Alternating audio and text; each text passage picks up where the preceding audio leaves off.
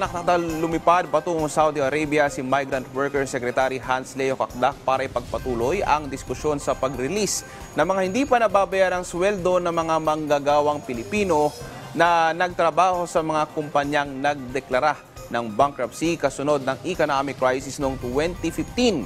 Ayon sa kalihim, mauunang darating sa Saudi si Migrant Workers Undersecretary Bernard Alalia at siya ay susunod upang makipagpulong naman sa kanyang ministerial counterpart.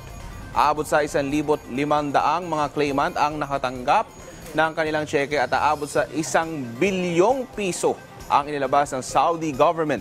Tiniyak naman ni Kakdak na may sapat na pondo ang Saudi government para sa ikalawa at susunod pang paglalabas ng cheque ng iba pang claimant na hindi pa nakakatanggap ng kanilang back pay.